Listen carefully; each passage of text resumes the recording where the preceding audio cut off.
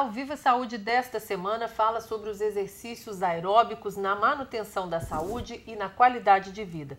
Nós já sabemos que são os exercícios aeróbicos como a corrida, o ciclismo, a natação e muitos outros que nos fazem emagrecer e ajudam a manter um peso desejável.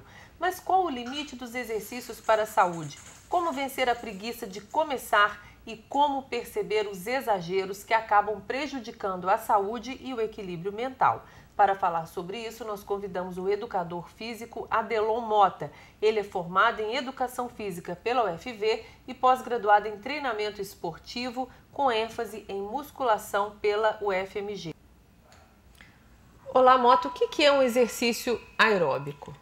O exercício aeróbico é o que nós chamamos de atividade cíclica, ou seja, natação, ciclismo, corrida, o jump, que é feito nas academias, naquela cama elástica. É um exercício que se eleva a frequência cardíaca da pessoa, que a maioria procura esses exercícios aeróbicos para emagrecer, né? Que aí você vai levar essa frequência cardíaca dessa pessoa, levar esse grau de metabolismo dessa pessoa para elevar num patamar que a gente chama zona de treinamento aeróbico. Ou seja, a zona que a maioria das pessoas procura, que é a zona de queima de gordura. Ou seja, exercício aeróbico é para emagrecer, mas gente magra tem que fazer aeróbico?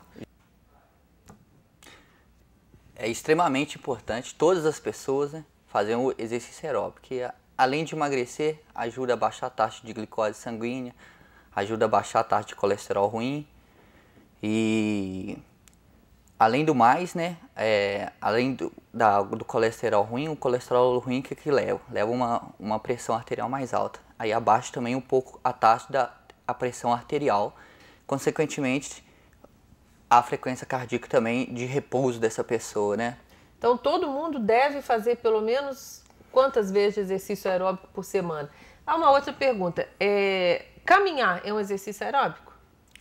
Então, depende, né? Depende do grau de atividade física dessa pessoa inicial. Da intensidade. Por exemplo, você pega uma pessoa que nunca praticou atividade física, né? Já começa a caminhar, vamos supor, a caminhar na reta do FV, que é muito constante a gente vê, né? As pessoas indo, principalmente na segunda-feira, né? Que é o Dia Mundial de começar a ginástica, depois, né? do excesso do domingo. Do final de semana, então o pessoal põe o tênis e vai para a reta caminhar. Então essa pessoa que nunca fez atividade física, né? Essa caminhada vai ter um grau de estímulo nela, né?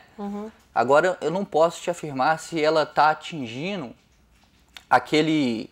aquela zona de treinamento que eu te falei, que é aquela zona do tecido adiposo, né? De gasto calórico, que vai ajudar essa pessoa a diminuir o colesterol dela e, consequentemente melhorar a saúde. A saúde em geral. Né? Então, por isso que é importante, né, o educador físico, né?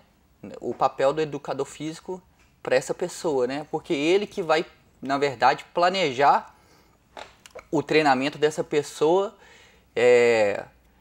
para essa pessoa atingir o objetivo dela, se é emagrecer ou só abaixar a taxa de glicose dela sanguínea. Por exemplo, ela não precisa caminhar e correr. Ela pode fazer um pouco de corrida intensa, um pouco de caminhada mais intensa, com passo mais apertado, uma caminhada mais leve. Isso tem que ser uma orientação profissional. Isso, o que a maioria que a gente vê nos programas de televisão, né? As pessoas falando sobre que o ideal é você correr 2 minutos, caminhar 4 ou só caminhar, né? Isso não dá pra gente saber, entendeu? Porque existe uma coisa na educação física que a gente chama individualidade biológica, né? Ou seja, cada indivíduo tem um grau de individualidade ali, metabólica dele, que só uma avaliação mais profunda desse indivíduo, né, que vai dar pra gente saber se ele vai ter que começar caminhando 5 minutos, correndo 1 minuto, Até se ele for, por exemplo, cardíaco, se ele for diabético, tudo isso muda, né? Porque cada pessoa tem uma história de vida, se ele tem problema na coluna. Isso. Aí, para os cardiopatas, a pessoa que sabe que é cardiopata, né? Primeiro tem que fazer um teste com o médico, né? Um teste ergométrico, né? Para ele ver o grau de... De doença dele, de problema que ele tem. O grau de doença dele, consequentemente... E de capacidade de fazer atividade. Isso. E, consequentemente, procurar um educador físico, né? Relatar ele, né? Os exames dele e esse educador físico planejar o treinamento dele de acordo com aquelas individualidades. E se ele não fizer isso, que tipo de problema uma pessoa pode ter de fazer uma simples caminhada sem orientação? O principal problema, né, que a gente vê muito aí, né, hoje em dia, né, que a gente chama que é o desmaio, né? Desmaio repetindo dessa pessoa, ou que popularmente é conhecido como o teto, chamado teto preto, né? Que é principalmente... A pessoa está caminhando, não, na verdade não chega a desmaiar, né? Dá aquela tonteira, né? Tonteira, a pessoa para, respira, né? Que é principalmente a falta de glicose sanguínea naquele organismo, né? Isso é perigoso. Isso é perigoso, né? Além de uma pessoa que não sabe que é cardiopata ou vai fazer uma corrida, pode vir até um risco de morte, né? E esses danos mais comuns, como por exemplo, lesão no joelho, lesão no tornozelo, isso. Além desses danos de joelho, tornozelo, né? A falta de... Principalmente o que leva isso, né? A uma falta de biomecânica, né?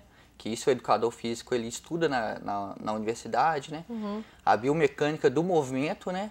E o calçado que não é apropriado para aquela pessoa, né? E aí pode também lesionar. Pode lesionar, né? Que nem a gente sabe que tem as pisadas, né? Diferentes tipos de pisada. Pisada supinada, pisada pronada, pisada neutra. Existem os tênis específicos para essa pessoa. Até para a gente comprar um tênis é bom a gente ter a orientação do educador físico, né?